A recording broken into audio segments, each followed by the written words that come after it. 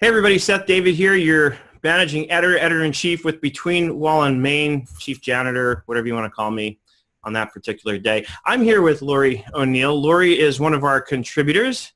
And Laurie, thank you so much for being with us. I'm really excited to have you as part of the team, as part of the contributing force of Between Wall and Main. Welcome. Hi. Well, thank you for having me. I'm so excited to be a contributor between the Wall and Main, and I'm really looking forward to sharing some of the experiences that I've been through with my business. Fantastic. And I know you have some great experience along those lines. It's one of the reasons I was very excited when you agreed to come on board. I know you're probably, maybe even it's fair to say, one of the few examples out there of somebody who really knows how to work on the business and grow something and delegate to others versus trying to do everything yourself. And I love that you're a great example of that. So, but let me leave it to you to tell us a little bit about yourself. Tell us who you are, what you do, who you do it for. I own a bookkeeping and QuickBooks training facility here in East Hartford, Connecticut. We're just about to launch our recruiting firm, and I have 7 employees. We're primarily a bookkeeping firm, so we work with professional service companies, and I have a staff that either goes on site or we work remotely with our clients. We do a lot of training, and we focus on streamlining our clients' bookkeeping and working with their bookkeepers to get their business in line. Great. And your column is going to be called Working On versus Working in Your Business, which, as I highlighted when I introduced you a moment ago, I think is perfect because I think you're a prime example of that very thing. So tell us a little bit about what we can expect to read. What will we, learn from you as we're reading your column along the way in Between Wall and Main?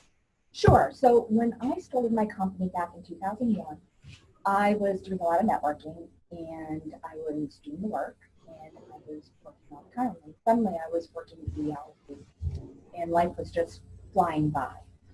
Hired a few employees. I didn't put any policies, procedures, didn't think about my pricing, my packaging, and I was putting out fires all the time. And it was probably about 5 years into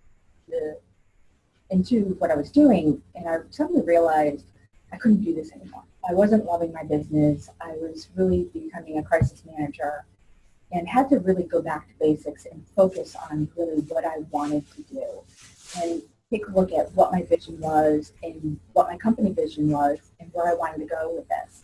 And so I started working on my business, and that was probably my first step of doing this.